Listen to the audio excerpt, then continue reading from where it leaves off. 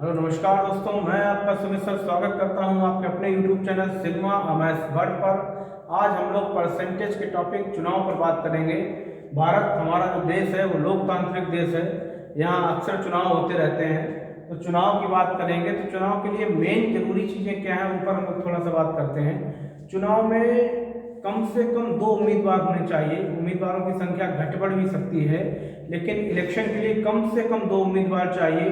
और इसमें एक उम्मीदवार जीतता है और एक उम्मीदवार हारता है। तो जीत और हार होती है, तो यहाँ पर थोड़ा सा हमें ये ध्यान रखना है कि जीत होगी या फिर हार होगी।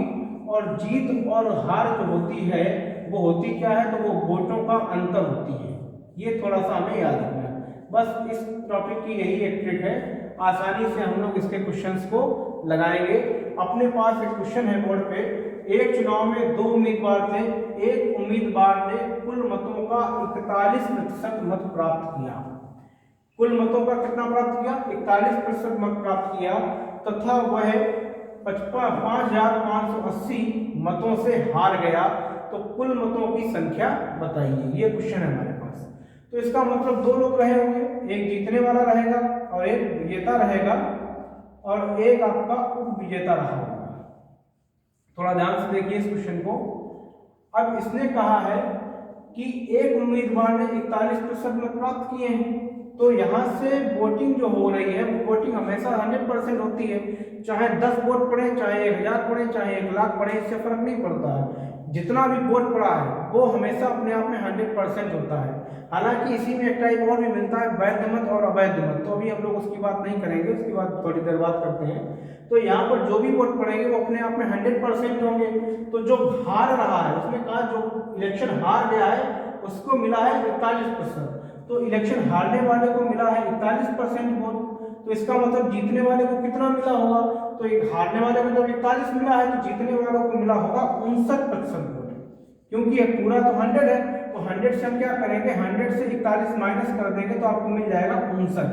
तो जीतने वाले उम्मीदवार को मिला है 59% और हारने वाले उम्मीदवार को मिला है 41%। अब कितने मतों से वो जीता या हारा है, तो वो जीत और हार जो होती है वो हमेशा क्या कहलाती है? अंतर कहलाती है। तो ये हम आपको बताए हैं कि जीत ऑब्लिक हार का मतलब जो हो जाएगा वो अंतर होगा किसका? वोटों का। तो अगर हम लोग यहाँ इनका अंतर निकालें तो अंतर आएगा आपके पास 18%। 59 से हम 41 माइनस कर देंगे तो हमें मिलेगा 18%। और 18% जो हमें दिया जा रहा है वो 55,580 के बराबर दिया जा रहा है। तो या तो हम लोग 100% निकाल लें, या फिर हम लोग एक की वैल्यू निकाल लें, तो वो भी हमारा आंसर आ जाएगा। तो यहाँ से 18% का साइन हटाएंगे तो 100 आएगा, बराबर हो जाएगा 5580। इसको सॉल्व करेंगे तो 18 3 54, 18 1 18 और 0। तो इसका मतलब हो जाएगा 1/100 बराबर 310। इसको इस तरह बेच देंगे, 12 क्रॉस करेंगे तो ये मल्टीप्लाई में जाएगा। तो आंसर जो हमें मिल जाएगा 3130। तो इसका मतलब जो कुल वोट पड़े हैं वो 31,000 वोट पड़े हैं। तो एक विजेता को जो मिला है वो 59% मिला है, और उप विजेता को जो मिला है, जो हारा है इलेक्शन, उसको मिला है 41%। तो जब इनका अंतर निकालेंगे तो 5,580 मत ही हमें प्राप्त होंगे। इस तरीके से इस क्वेश्चन को बड़े आसानी से कर सकते हैं। आते हैं अगले क्वेश्चन पर। इसी तरीके से हमारे पास दूसरा क्वेश्चन है। एक चुनाव में 2 उम्मीदवार थे। एक उम्मीदवार ने 60% मत प्राप्त किए और दूसरे उम्मीदवार को 298 मतों से पराजित कर दिया। तो बता रहे हैं इलेक्शन में जो जीत और हार दी जाती है वो हमेशा मतों का अंतर होता है, बस इतना आपको ध्यान रखना है। तो 2 लोग हैं, एक लोगों ने प्राप्त किए हैं 60% मत, और हमने अभी आपको बताया है कि इलेक्शन में चाहे 1 वोट पड़ा हो या 1 लाख वोट पड़े, उससे फर्क नहीं पड़ता, वो अपने आप में 100% होता है। तो जब जीतने वाले को 60% मिला है तो हारने वाले को कितना मिला होगा?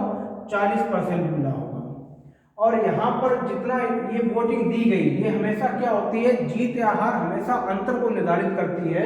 तो यहाँ से अगर हम इन दोनों का अंतर निकालेंगे, तो डिफरेंस निकालेंगे, तो वो आएगा हमारा 20%। 60 माइनस 40 बराबर 20%। और 20% जो हमें दिया जा रहा है वो किसके बराबर दिया जा रहा है? 298 के। उम्मीद करते हैं आपको समझ में आया होगा।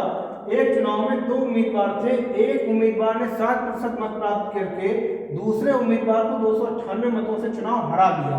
तो जो हार या जीत दी जाती है, ये हमें आपको ध्यान रखना है, हार आबलिक जीत जो होती है वो वोटों का अंतर होती है। बस इसी पर आप थोड़ा सा कंसंट्रेशन करें और एक क्वेश्चन आसानी से लग जाएगा। तो जब जीतने वाले उम्मीदवार को 60% मत मिल रहा है तो हारने वाले को क्या मिला होगा, 40% मिला होगा।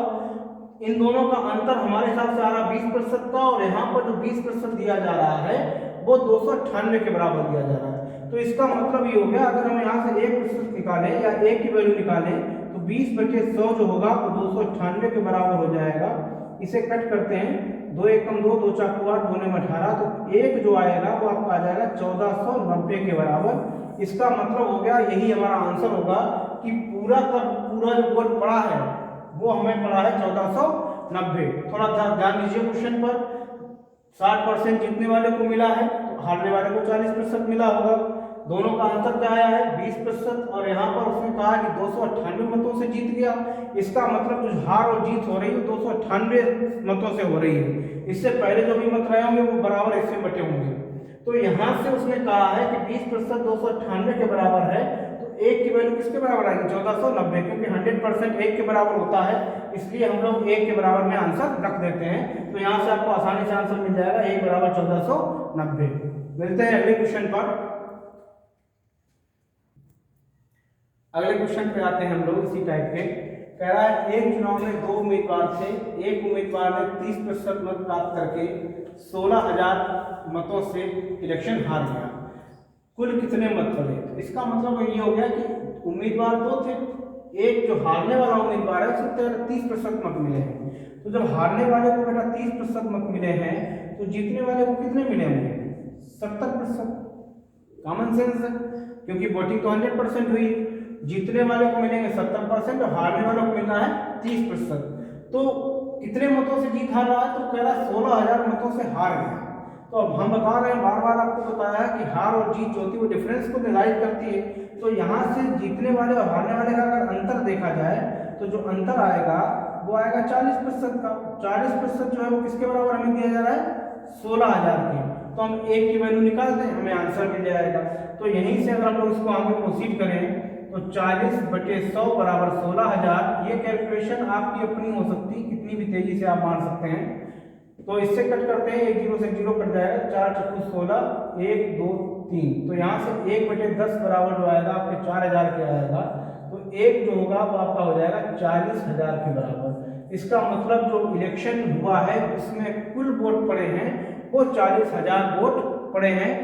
यहाँ से आपको समझ में आ गया होगा। तो एक सामान्य क्वेश्चन थे, हम लोग इसी टाइप के अच्छे क्वेश्चन पर भी प्रोसीड करेंगे। अगले वीडियो में हम लोग मिलेंगे और उसमें हम लोग वैध और अवैध मतों की बात भी करेंगे। उम्मीद करते हैं ये आपको समझ में आया होगा।